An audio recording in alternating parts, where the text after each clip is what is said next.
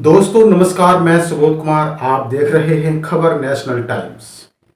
उपस्थित हुआ हूं एक बड़ी और खास खबर के साथ। ये खबर शुरू करें उससे पहले यदि आपने इस चैनल को सब्सक्राइब नहीं किया है तो पहले चैनल को सब्सक्राइब कर दीजिए और बेल आइकन जरूर दबाएं, जिससे कि आपके पास खबरों की नोटिफिकेशन आती रहे। तो आइए शुरुआत करते हैं इस खबर की। आखिर खबर क्या है दोस्तों? राकेश टिकैत का नाम तो आपने सुना ही होगा, जिन्होंने किसान आंदोलन चलाया काफी समय तक और उस किसान आंदोलन में बहुत सारे किसानों की शहादत भी हुई। आज वही राकेश टिकैत बहन जी के लिए कह रहे हैं कि बहन जी की अब उम्र हो गई है, उन्हें आराम करना चाहिए, अनावश्यक राजनीति के झंझट में पड़ने की जरूरत नहीं है। ये राकेश टिकैत कह रहे हैं, बहन जी को सलाह दे रहे हैं। जो बहुजन समाज पार्टी की मुखिया है, बसपा सुप्रीमो मायावती, उसको राकेश टिकैत सलाह दे रहे हैं कि बहन जी को अब अनावश्यक राजनीति के झंझट में पड़ने की जरूरत नहीं है, अब उन्हें आराम करने की जरूरत है। राकेश टिकैत से एक सवाल है। मोदी जी की उम्र 75 साल होने वाली है।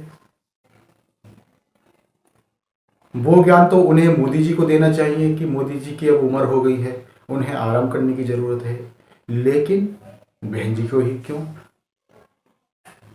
मोहन भागवत की उम्र भी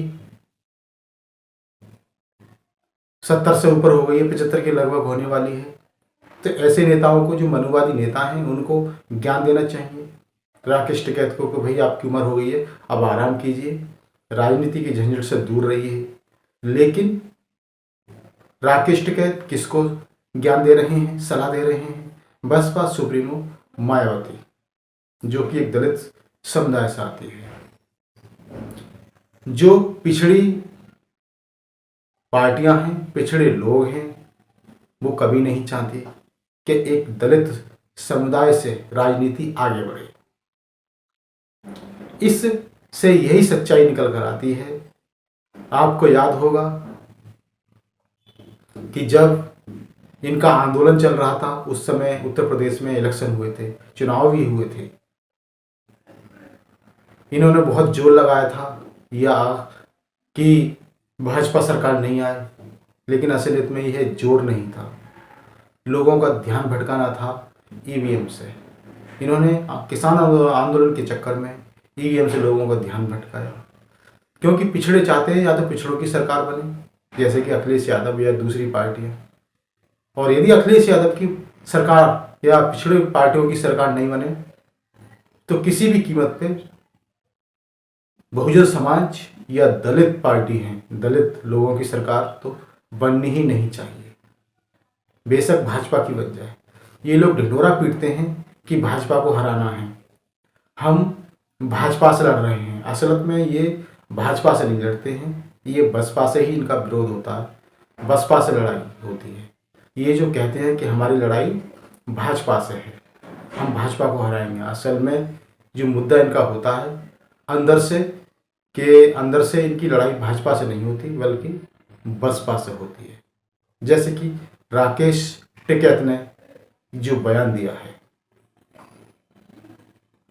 शायद राकेश टिकैत ये भी भूल गए कि जो गन्ना रेट दिया है सबसे ज़्यादा उत्तर प्रदेश की बात की जाए तो अब तक पहले नंबर पर जो गन्ना रेट दिया है वो बसपा सुप्रीमो मायावती ने ही किसानों के लिए अच्छे रेट दिए हैं।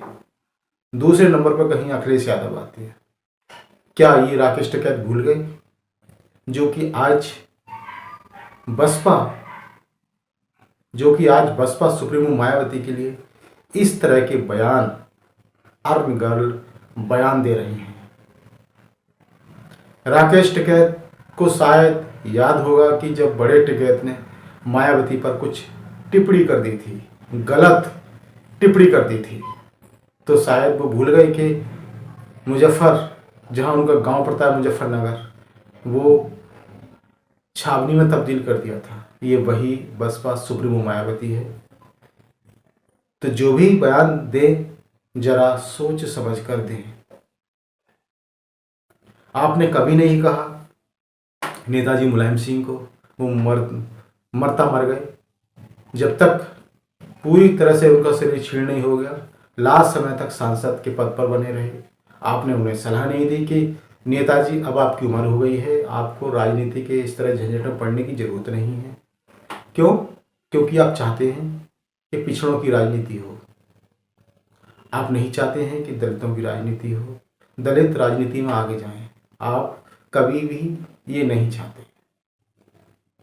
इसलिए आपने जो बहुजन समाज पार्टी की मुखिया है, राष्ट्रीय अध्यक्ष है, बसपा सुप्रीमो, उसको आपने सलाह दी है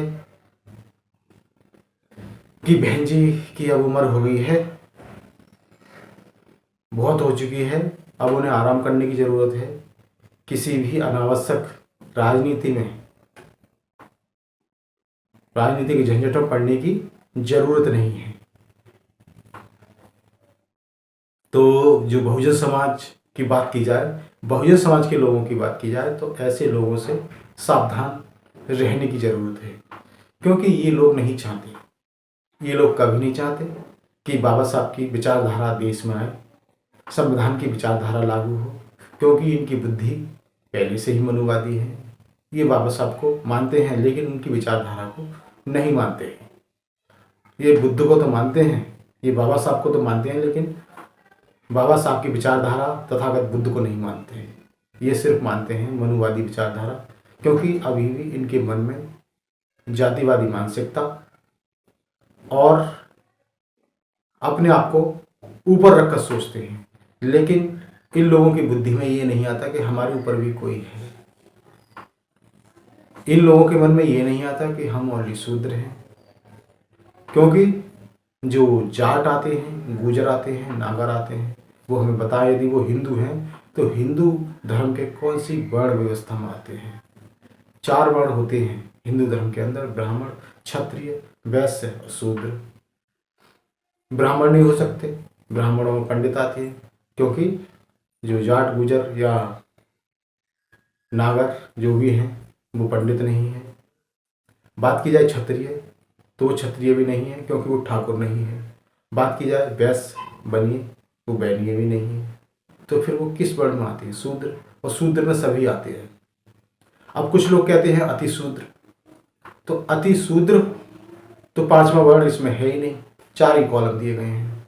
तो इसलिए अपना भ्रम दूर कर लेना चाहिए और इस तरह के अनगढ़ बयान नहीं देने चाहिए। किसी समय तो राकेश टिकैत ये भी कहते थे कि बहन जी का शासन बहुत अच्छा रहा है, बहन जी ने शासन बहुत अच्छा किया था। लेकिन आज वो बयान दे रहे हैं कि बहन जी की उम्र अब बहुत हो चुकी है, उन्हें आराम करने की ज़रूरत है, उन्हें किसी भी राजनीति के अनावश्यक झंझटों में पड़ने की ज़रूरत नहीं है।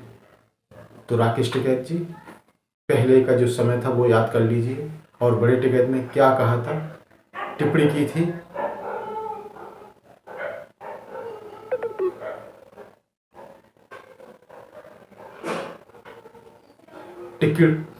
टिप्पणी की थी और उसके बाद क्या हो गया था। तो दोस्तों ये बड़ी खबर थी। इसी तरह खबरों से जुड़े रहने के लिए हमारे इस चैनल खबर नेशनल टाइम्स को जरूर सब्सक्राइब करें। सब्सक्राइब करने के साथ ही बेल आइकन जरूर दबाएं जिससे कि आपके पास खबरों के नोटिफिकेशन आते रहें। तो मैं सुबोध कुमार फिर आऊँगा एक नई और बड़ी खबर को लेकर। तब तक के लिए धन्यवाद, नमस्कार।